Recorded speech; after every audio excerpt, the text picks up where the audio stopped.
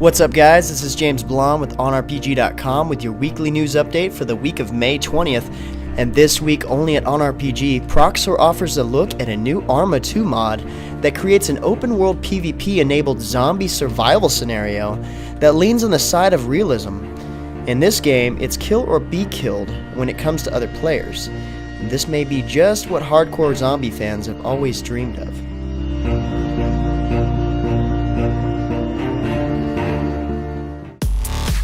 Have you ever been curious about internet DJing? In this week's Metasverse, Meticulous Meta interviews the City of Heroes DJing group known as the Cape to find out what it takes to join their ranks. Meta says if there's a party going on and the Cape isn't there, it doesn't ever feel like a real party. With the secret world now getting serious about beta testing, Ardura asked the question, why does everyone hold a grudge against Funcom? Check out Ardura's ideas to find out why the name Funcom is poison for some. Things are finally getting serious in episode 3 of For the Federation when Dizzy realizes his two companions aren't as simple-minded as they were leading him to believe. Keep up with Dizzy's Papori Lancer's journey through the world of Arborea and see what happens in the latest article. If you're looking for a bit of a game change-up, look at the new hybrid MOBA Warhammer Wrath of Heroes. This game can get pretty fun if you grab some friends to create a warband against two other teams of players you'll face all at once. Be sure to check out my latest video impressions to get a quick look at what to expect. Both Terra North America and Terra Europe have begun the political process leading up to the Vanarch elections in June. They've also opened up premium shops, which raises some controversy because it's a pay-to-play game. Listen in on our first episode of the OnRPG podcast for a deeper discussion on these topics. Path of Exile made its triumphant return with a stress test last weekend, and OnRPG journalist Mary Quite Contrary fills us in on the details as she discusses the gritty dark fantasy action RPG with its impressive visuals, vast passive skill tree, and brilliant soundtrack. Now, although Path of Exile may not be the best to learn on, but if you're experienced with most hack and slashers, this game should be worth checking out. Pick up more details on the game in Mary's article only at OnRPG.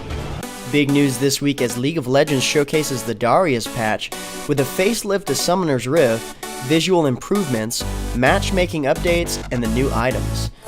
With the new look, players will see better frame rates than ever before, and in some cases even double the frame rates, especially in the lower settings. Players will also notice updates to the user interface, including a minion kill count. In this update, Ashe gets a complete visual overhaul, setting the standard procedure for remodeling all of the older characters in the future. All these features plus more are featured in this exciting patch preview. Turbine finally breaks down the design philosophy and powers of the Druid class in Dungeons & Dragons Online. The Druid is a jack of all trades in terms of filling their role in a group party and can be determined by what form they take on and specialize in. The Wolf melee DPS, the Bear tank DPS, or the Human elemental caster. Expect to see a lot of Druids coming to DDOs starting this summer. 38 Studios, hot off the launch of their first title, offers us a fly through the various parts of the world for their upcoming game in development called Project Copernicus. And although we don't have any info about the game yet, we still have this cool trailer to please us for now.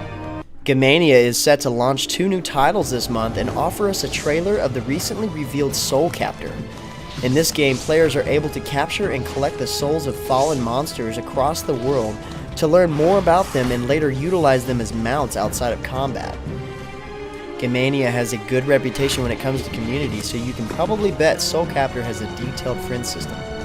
Also, don't miss out on following Gamania's official Koihime Musuo cosplay competition, accumulating in live interviews at the Anime Expo in Los Angeles, hosted by OnRPG.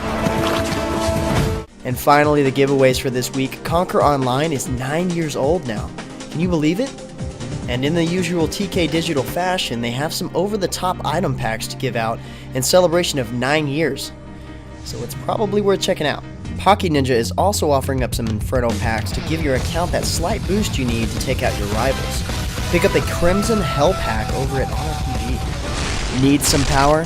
C9 has released their most offensive fighter type yet, and shows off the raw power of the Berserker in a new trailer. The Berserker class focuses on raw adrenaline channeled by Fury to unleash some insane damage. You can see the destruction for yourself by grabbing a C9 Beta Key from the giveaway section at OnRPG.com. And that's going to sum up the news. If you're interested in more information regarding the topics in this week's news update, check out the links in the description below. Otherwise, come hang out at OnRPG. But before you go, hit that like button and find us on Facebook and Twitter. I'm JamesBl0nde. See you out there, gamers.